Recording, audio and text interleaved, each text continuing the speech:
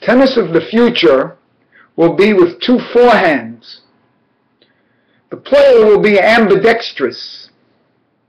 That doesn't mean he was born ambidextrous. It means he functions with two hands.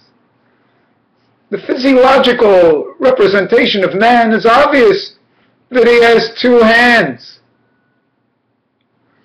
It's a cultural fetish to think that we're just one-handed, and that hand is always the right hand. Think of the development in the human being when he can add another hand. In the evolution of tennis, we all started, if we were older, 50, 60 years ago, playing right-handed. Forehands were always strong, but then the backhand, using continental grips or whatever, and because of the physiological structure of the body, with the elbow being on the outside, it was very difficult to hit a topspin backhand.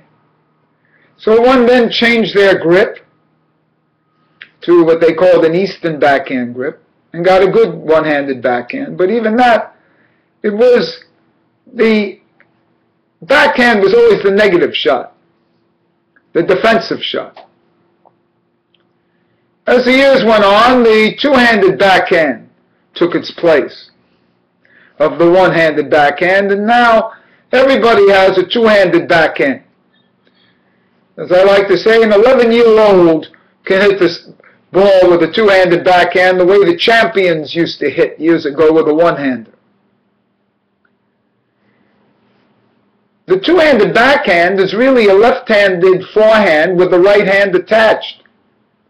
So again, it's another cultural fetish. Why that right hand has to be included on the two-handed backhand?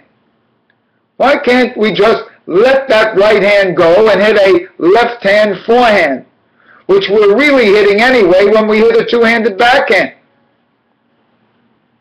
So the development in tennis is almost obvious to be a two-hand player.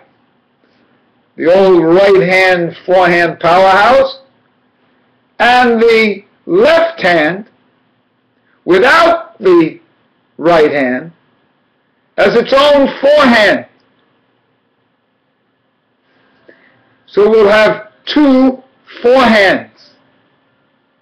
That's what I call by two forehand tennis.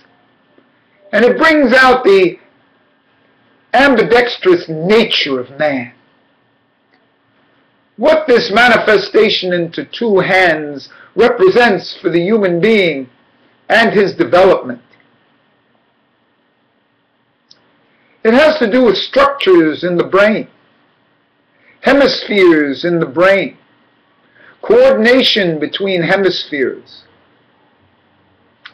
They tell us, science tells us anyway, that there's a cross-hemisphere approach between the right hemisphere and the left hand, and the left hemisphere and the right hand. So when we're right-handed, we're really left hemisphere in the brain. This is actually a social control, because this is where thought, the yes-no, occurs. Doubt occurs, because things are brought into yes and no, and thinking past. The left-hander has more of a connection with the right hemisphere of the brain, which has been brought down to us as the intuitive hemisphere. Intuition, more instinct, more flash. And we know that because lefties in general have that more intuitive, instinct, flashy approach. Connors, McEnroe, and now Nadal. The next thing that happens when there's two hands used like this, left and right hand, is that there's a cross-breeding between the hemispheres. and one thinks differently. The interactions are made more permanent between these two hemispheres, and we become what we would call whole brain thinking.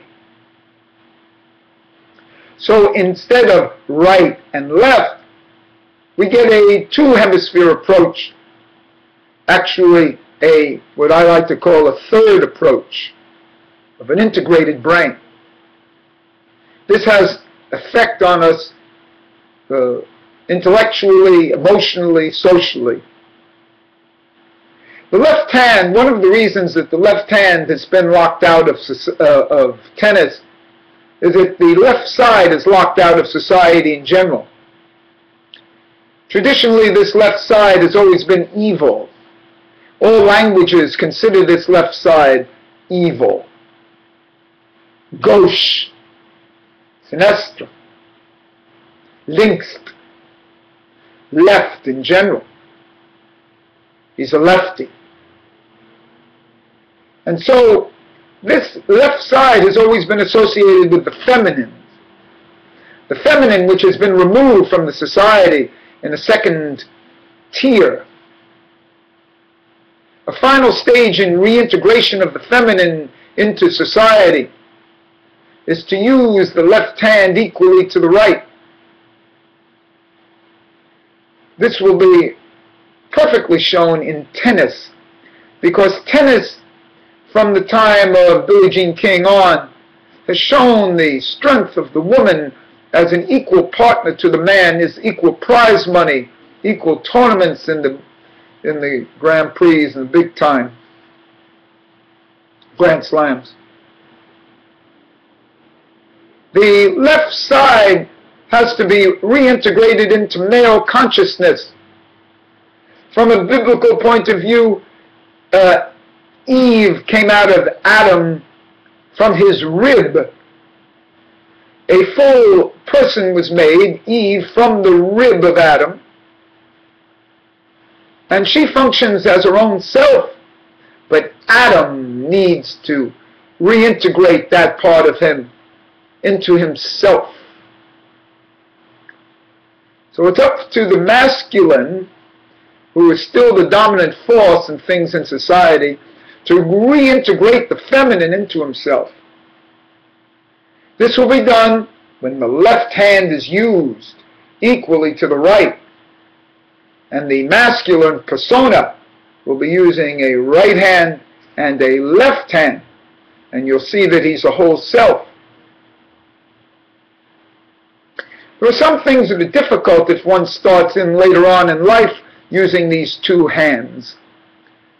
So for real professional tennis, one must start young doing this on serving and throwing the ball.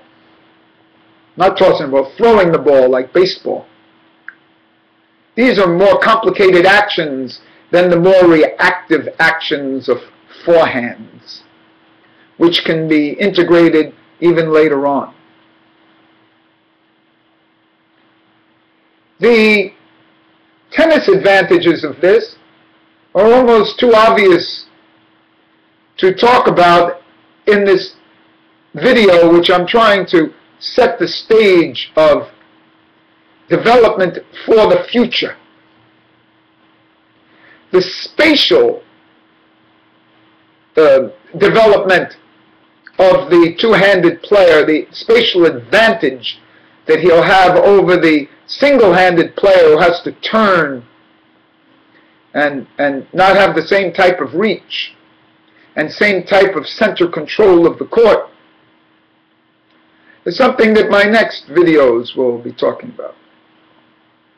For now, I want to just focus in on the tennis of the future from my own development. I can see that the left hand integrated into the body of the tennis player will have a distinct advantage in the future over that of the one-hand backhand or the two-hand backhand from the original dominant hand. So this is not only, I want to say a few words about myself, that in my own game, I see this as an advantage. I've been in the game my whole life as a professional player, reached 101 in the world in singles, and I can tell you that there would have been a great advantage is if I had had either a two-handed backhand back then, or if I had a one-handed left hand as my second shot. It would have been even a more tremendous advantage. So for Tennis of the Future, this is Stephen Turner, and this was my introductory philosophical video, which I will expound on in the future.